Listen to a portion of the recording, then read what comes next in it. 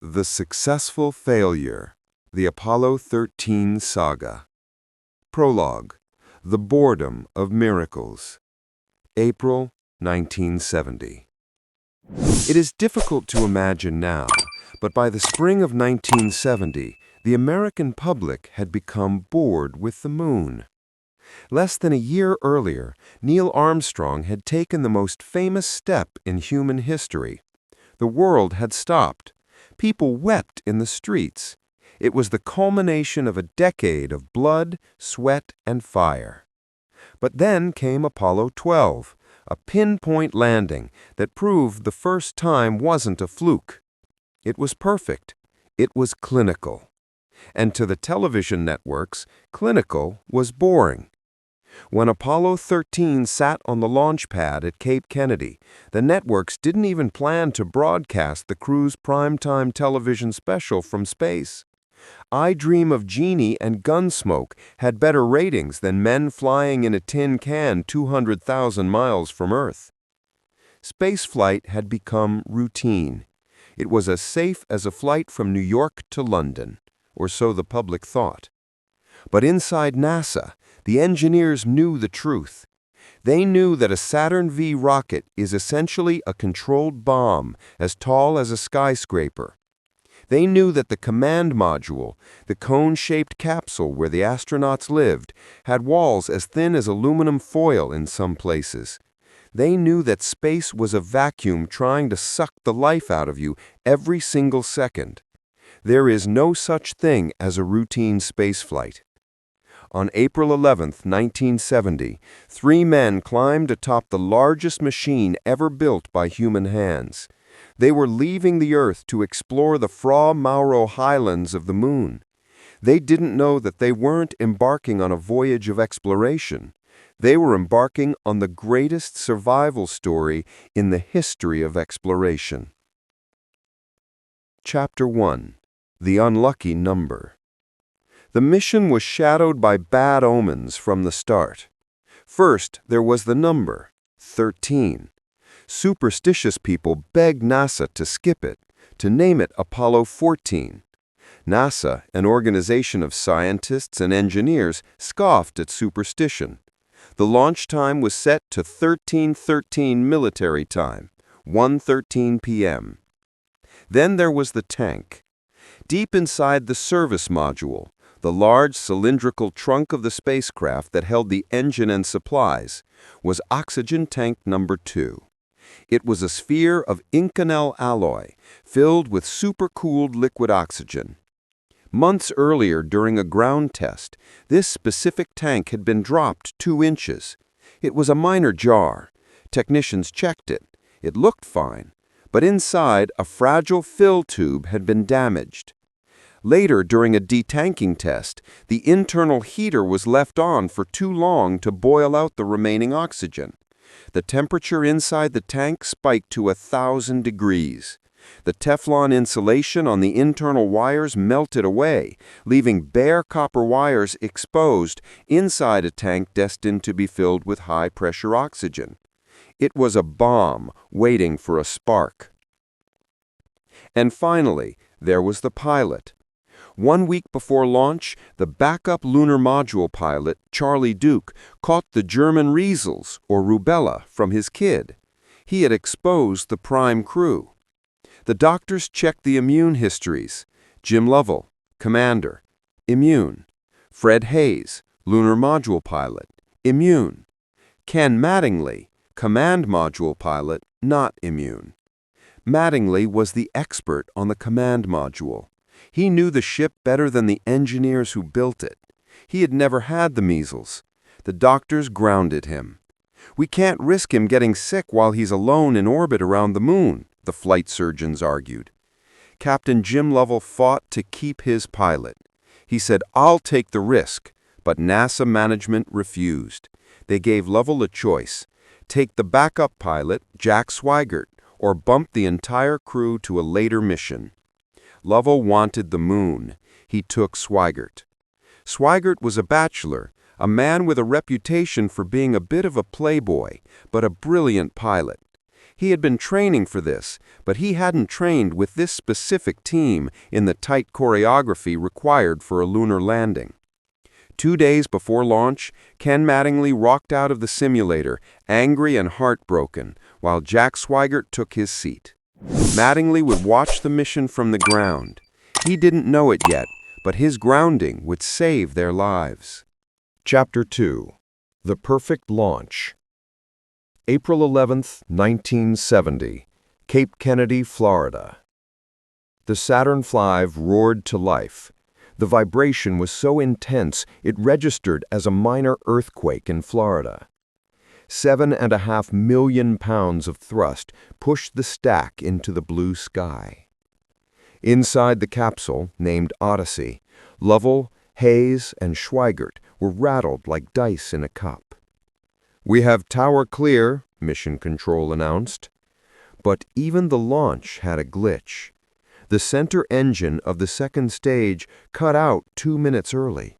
The computer, sensing the loss of thrust, burned the remaining 4 engines longer to compensate. It was a close call, but they made orbit. "Looks like we had our glitch for this mission," Lovell joked. They left Earth orbit and began the 3-day coast to the Moon. The mission settled into a quiet rhythm. They played Spirit in the Sky on a cassette recorder. They broadcast TV shows that nobody watched. They were bored. Mission Control was bored. Joe Kerwin, the Capcom in Houston, radioed up, "The spacecraft is in real good shape as far as we're concerned. We're bored to tears down here." It was the evening of April 13th, 55 hours and 54 minutes into the flight. They were 200,000 miles from Earth. "Okay, 13, Houston said. "We'd like you to stir up your cryotanks." It was a routine housekeeping chore. The liquid oxygen and hydrogen in the tanks tended to stratify, separate into layers, in zero gravity. Stirring them with internal fans helped the sensors get an accurate reading of how much was left. "Okay," Jack Schweigert said. "Stand by." Schweigert reached out to the panel in front of him. He flipped the switches labeled H2 fans and O2 fans. Inside oxygen tank number 2, the fan blades began to spin. The bare copper wires, the ones damaged months ago on the ground, touched. A spark. In an environment of pure, high-pressure oxygen, fire is instantaneous. The pressure inside the tank skyrocketed. The Teflon insulation ignited. The tank didn't just rupture, it blew the side of the service module off. Chapter 3. The Bang. April 13th, 1970, 9:08 p.m. Houston time. The astronauts heard a loud bang. It sounded like a sledgehammer hitting the side of the ship. The spacecraft shuddered violently. The attitude control thrusters fired wildly, trying to stabilize the ship against a force they couldn't understand. Jim Lovell was floating in the tunnel connecting the command module Odyssey and the lunar module Aquarius. He thought it was a joke. "Fred," Lovell said, looking at Hayes, "did you pop the cabin pressure valve?" Hayes, who had been known to play pranks, looked terrified. "No." Then the master alarm sounded, a piercing siren that no astronaut ever wants to hear. On the instrument panel, the lights turned amber and red. Jack Schweigert keyed his microphone. His voice was calm but urgent. "Okay, Houston, we've had a problem here." "This is Houston," Jack Lausma, the Capcom, replied. "Say again, please?" Lovell repeated it. "Houston, we've had a problem." In Mission Control, the telemetry screens flickered. The data looked wrong. It looked impossible. Gene Kranz, the flight director, wearing his signature white vest, a new one made by his wife for every mission, stood up. "What have we got?" "Data is glitchy, flight. I'm losing readings on main bus B." The spacecraft ran on electricity produced by fuel cells. The fuel cells needed oxygen to work. Lovell looked at the gauges. Oxygen tank 2 read 0. It was empty. Oxygen tank 1 was slowly falling. Lovell floated to the window. He looked out into the blackness of space. He saw a shimmering cloud surrounding the ship, sparkling in the sunlight. "Houston," Lovell said, his voice dropping an octave, "we are venting something out into the nothing." It was a gas. It was their oxygen. The explosion had destroyed Tank 2 and cracked the plumbing of Tank 1. They were bleeding to death. When the oxygen ran out, the fuel cells would die. When the fuel cells died, the electricity would die, the computer, the guidance system, the heaters, and the thrusters would die. And shortly after that, the men would die. They were 200,000 miles from home, and their ship was dying. Chapter 4. The Lifeboat. Gene Kranz was a man of absolute discipline. He didn't panic. He demanded options. "Let's look at this thing from a standpoint of status," Kranz barked over the loop. "What have we got on the spacecraft that's good?" The answer was nothing. The command module Odyssey was doomed. It had about 15 minutes of power left in the batteries that had to be saved for re-entry if they ever got that far. They had to shut down the Odyssey. But if they shut it down, where would they live? "The LM," Kranz said. "We have to use the LM as a lifeboat." The lunar module, Aquarius, was designed to land 2 men on the moon and support them for 2 days. It was not designed to carry 3 men for 4 days across the vacuum of space. It had no heat shield. It couldn't re-enter Earth's atmosphere. But it had oxygen, it had water, and it had charged batteries. "Get them into Aquarius," Kranz ordered. In space, Lovell and Hayes floated into the lunar module. It was cramped, about the size of a coat closet. Swigert stayed behind in the dying command module to shut down the systems. This was a terrifying process. The command module was never meant to be turned off in space. The navigational alignment, the memory of where the stars were, would be lost. Without that alignment, they were blind. Swigert furiously copied data from the guidance computer onto a piece of paper. He transferred the numbers to Hayes in the LM. "Shutdown complete," Swigert said. The command module went dark.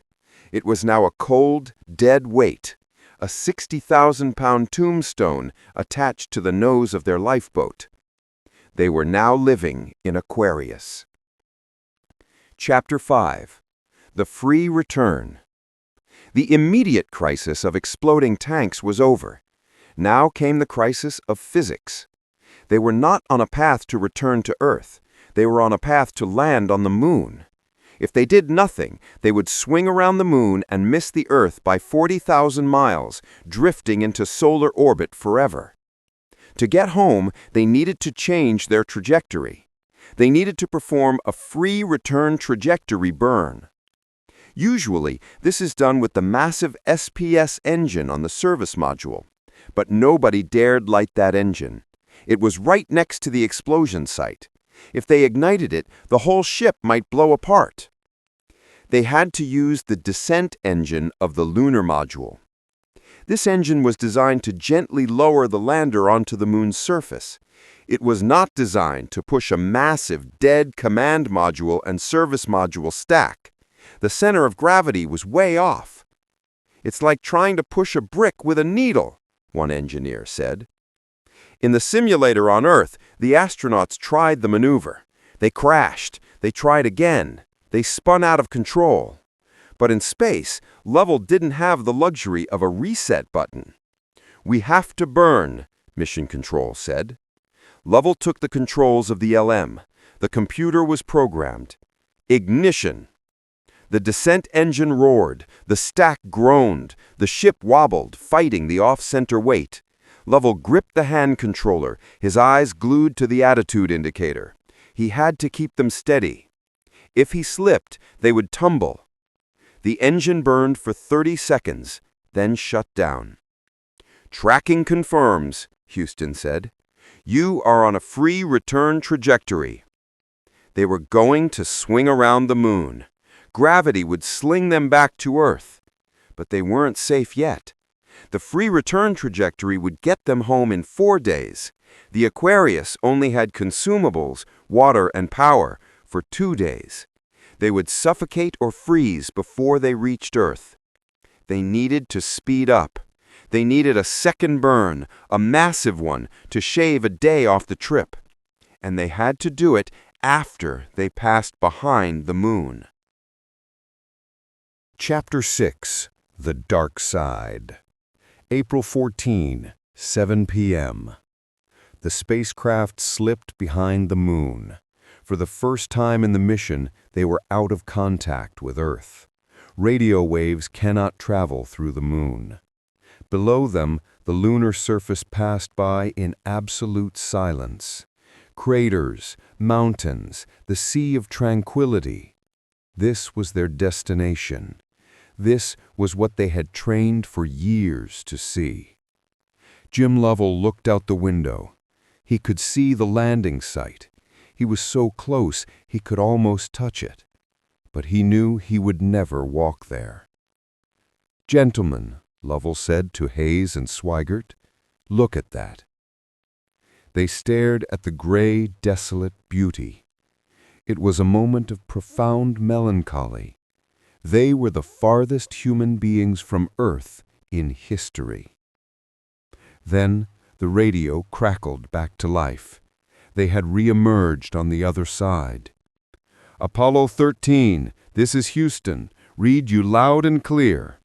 Now came the hard part. The PC +2 burn. Parasynthion +2 hours. This burn had to be perfect. And to save power, they had to shut down the guidance computer immediately after the burn. The engineers on the ground were running the numbers on slide rules and early mainframe computers. They calculated that to get home with enough water and power, the crew had to power down the LM to a level that wasn't even standby. It was basically off. The temperature in the spacecraft began to drop. Chapter 7. The Square Peg in the Round Hole. April 15. The air was getting stuffy. The lunar module was designed for 2 men. There were 3 men breathing inside. The carbon dioxide levels were rising. The LM had lithium hydroxide canisters to scrub the CO2 from the air. They were round. The command module had plenty of spare canisters. They were square. It was a quintessential government engineering failure. The square canisters didn't fit in the round holes of the LM system. The warning light for CO2 came on. If it got too high, the astronauts would get headaches, then become confused, then pass out, and finally die of asphyxiation. "We need a fix," Krantz told his team in the Tiger Room. "I want you to build a filter using only what they have on board the spacecraft." The engineers dumped a pile of junk on a table. Flight manuals, duct tape, plastic bags from flight suits, hoses from the spacesuits, and socks. "Build it," the lead engineer said. They worked for hours, cutting and taping. Finally, they created a monstrosity. It looked like a mailbox taped to a hose. But when they blew smoke through it, it worked. "Apollo 13, Houston, we have a procedure for you." For an hour, Jack Swigert followed the instructions. Take the plastic bag, tape it over the canister, use a sock to plug the gap. They constructed the device. They called it the mailbox. They plugged it in. The fan whirred. Within 10 minutes, the CO2 levels dropped to 0. The air was breathable again. But the cold was getting worse. Chapter 8. The Deep Freeze. To save power, the heater was off. The temperature inside Odyssey and Aquarius dropped to 38 degrees Fahrenheit, 3 degrees Celsius. The walls of the ship began to sweat. Condensation formed on the panels, the windows, and the wiring. The astronauts were freezing. They were wearing thin flight suits. They had no heavy blankets. Fred Hayes, the lunar module pilot, began to shiver uncontrollably. He had developed a kidney infection. He was running a fever in a freezing ship. The pain was excruciating, but he kept working. They couldn't sleep. The cold was piercing. They huddled together for warmth, but in zero gravity, you float apart. They tried to wrap themselves in the damp cloth of the window shades. Water rationing was strict. They were down to 6 ounces of water per man per day. They were dehydrated, starving, and freezing. And back on Earth, Ken Mattingly, the man who didn't get the measles, was trying to save them. Chapter 9. The Checklist. The command module, Odyssey, was dead. To re-enter the atmosphere, it had to be brought back to life. But there was a problem. The batteries in the Odyssey had been partially drained during the explosion. There wasn't enough power for a standard startup sequence. If they turned on too many things at once, the voltage would crash and the computer would crash. Ken Mattingly sat in the command module's simulator in Houston. He spent hours trying different sequences. Turn on the inverter. No, that draws too much. Try the heaters first. No. He sat in the dark, cold simulator, working the switches, writing a new checklist from scratch. It was a sequence that had never been written. It was essentially hot wiring a spaceship. Mattingly worked for 24 hours straight. He found a way. He found a sequence that used exactly the amount of power they had left, with almost zero margin for error. "Get this up to them," Mattingly said, handing the scribbled note to the Capcom. Jack Swigert, freezing in the real command module, had to copy the checklist. He couldn't hold the pen steady because he was shivering so hard. "It's like trying to fly a toaster through a car wash," Swigert muttered. Chapter 10. The Final Course Correction. April 17. They were approaching Earth. The blue marble grew larger in the window, but the trajectory was shallow. They were coming in at an angle that would bounce them off the atmosphere like a skipping stone. If they skipped off, they were dead. They needed one last burn. But they couldn't use the computer. The computer used too much power. They had to do it manually. This is something that pilots dream of and engineers have nightmares about. Flying a spaceship by hand. Jim Lovell took the controls. He had to keep the Earth centered in the small window of the lunar module. "Fredo, you work the timing. Jack, you watch the clock." "Ignition!" The engine fired. Lovell wrestled the stick. The Earth bobbled in the window. He corrected. "Left, steady. Right." For 14 seconds, Jim Lovell flew the crippled stack of metal by looking out the window, just like the barnstormers of the 1920s. "Shut down!" They waited for the radar tracking from Earth. "You nailed it, Apollo 13. You're right down the middle of the corridor." The Long Fall Home. Chapter 11. The Reveal. April 17th, 1970. 4 hours to re-entry. The Earth was massive now, filling the windows. It was a beautiful blue crescent. But the crew couldn't admire the view. They had to shed weight. To enter the atmosphere, the command module, Odyssey, had to be alone.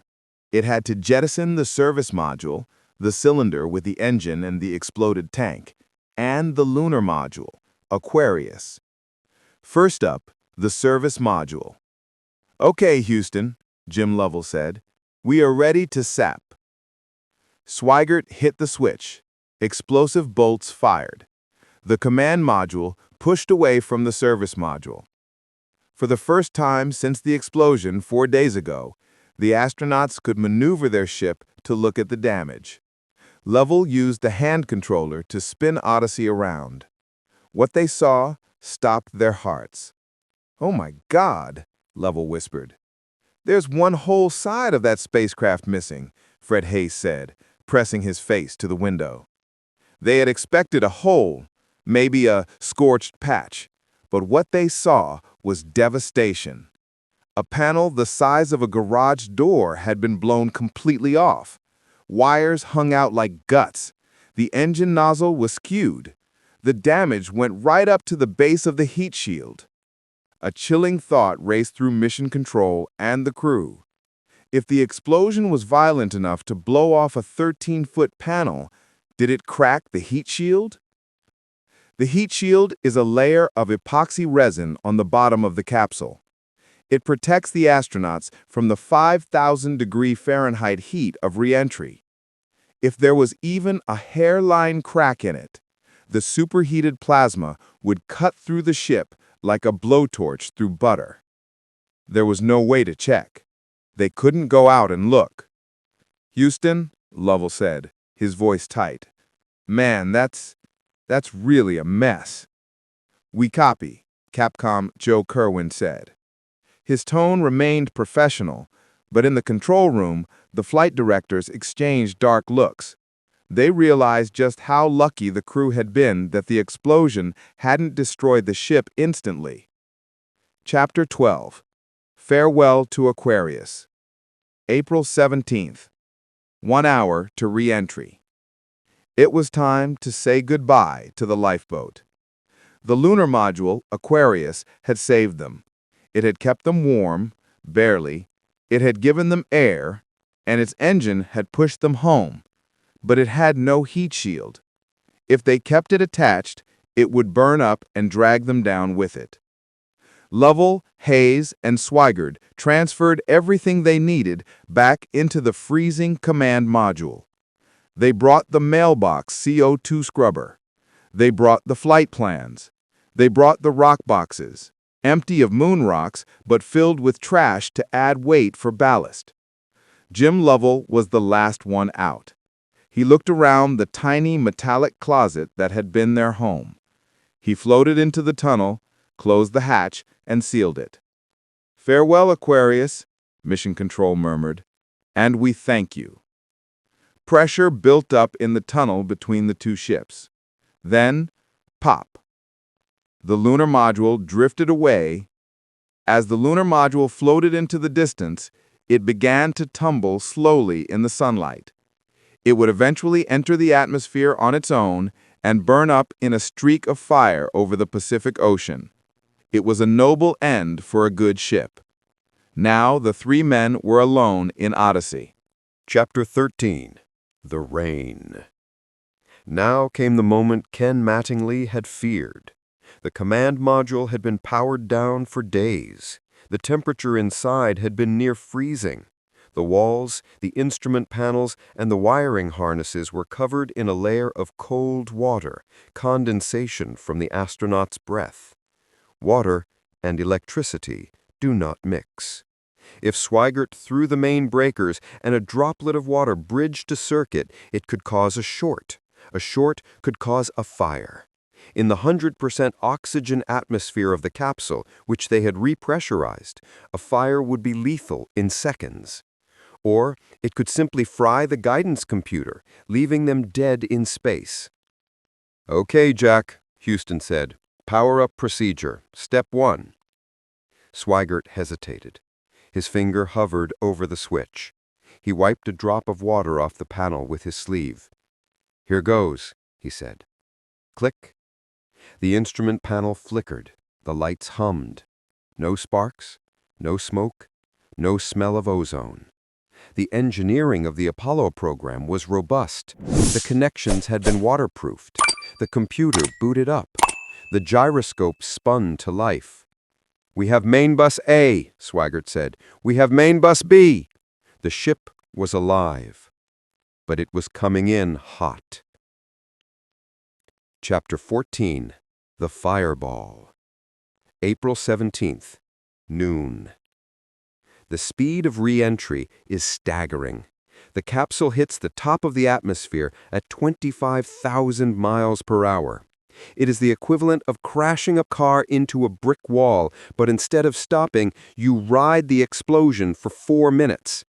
The friction of the air against the heat shield creates a shock wave of ionized plasma. The temperature outside the window rises to 5,000 degrees Fahrenheit, hotter than the surface of some stars. Inside the capsule, the G-forces built up. Gravity, which had been absent for 6 days, returned with a vengeance. It felt like an elephant sitting on their chests. Lovell, Hayes, and Swigert were pressed into their couches. They watched the window. Outside, the blackness of space turned pink, then orange, then a blinding, violent white. Chunks of the heat shield burned off and flew past the window like glowing meteors. "We are entering blackout," Lovell reported. Chapter 15. The Long Silence. Ionized plasma blocks radio waves.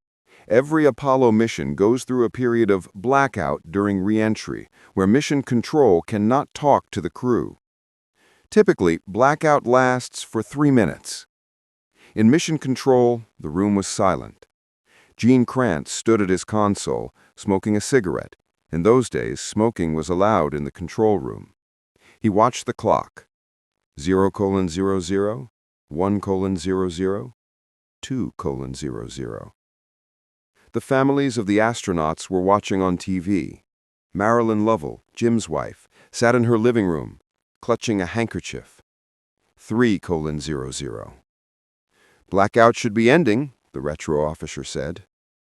Static. "Apollo 13, Houston," Capcom Joe Kerwin called out. "Standing by." Silence. 3:30. Still nothing. The seconds ticked by like hours. Had the heat shield failed? Had the explosion weakened the structure? Had they burned up? 4:00. 4 minutes. It was too long. The mood in the room shifted from tension to dread. They had brought them all this way only to lose them in the last mile. 4:15. People began to look at the floor. Tears welled up in eyes. Then, a crackle, a burst of static. "Okay, Joe." It was Swiggert's voice. "We read you." The entire room erupted. Men threw papers in the air. Grown engineers hugged each other. Gene Kranz, the man of iron, wiped a tear from his eye. The delay had been caused by the shallow angle of re-entry, which extended the ionization trail. They were alive. Chapter 16. The Flowers. On the television screens, the cameras from the recovery carrier, the USS Iwo Jima, scanned the sky. "Visual contact." High in the blue sky, 3 small pilot chutes deployed. They pulled out the 3 massive main parachutes. They bloomed, orange and white, beautiful flowers in the sky. The capsule swayed gently beneath them. It dropped toward the ocean. Splash. The Odyssey hit the Pacific Ocean. It bobbed to the surface. It didn't sink. Jim Lovell reached up and popped the vent valve. Fresh, warm Pacific air rushed into the capsule, replacing the stale, cold air they had been breathing for days. The hatch opened. Frogmen from the Navy jumped from helicopters. They swam to the capsule. "You guys okay in there?" a diver yelled. Jim Lovell, unshaven, exhausted, and 10 pounds lighter than he left, gave a thumbs up. "We're home." Epilogue. The Successful Failure. The crew of Apollo 13 didn't walk on the moon. They didn't bring back rocks. In terms of the original mission objectives, it was a complete failure. But in the history of spaceflight, it is regarded as NASA's finest hour. It proved that the systems, the training, and the people were capable of handling the impossible. It proved that even when the machine fails, the human spirit does not. The aftermath. The investigation. The Accident Investigation Board found that the explosion was caused by the damaged insulation in Oxygen Tank 2 and the higher voltage used during the ground test. The entire oxygen tank system was redesigned for Apollo 14. The crew. Jim Lovell never flew in space again. He retired as one of the most experienced astronauts in history. Fred Hayes recovered from his kidney infection. He was scheduled to command Apollo 19, but budget cuts canceled the mission. He later flew the Space Shuttle Enterprise during test flights. The Odyssey is now on display at the Cosmosphere in Hutchinson, Kansas. If you visit it, you can see the scorch marks on the heat shield. You can see the stripped interior where they cannibalized parts to survive. It stands as a testament to the 4 hardest days in the history of exploration. When asked years later about the mission, Jim Lovell simply said, "I look up at the moon and I wonder, but I don't regret it. We played the hand we were dealt, and we made it home." The end.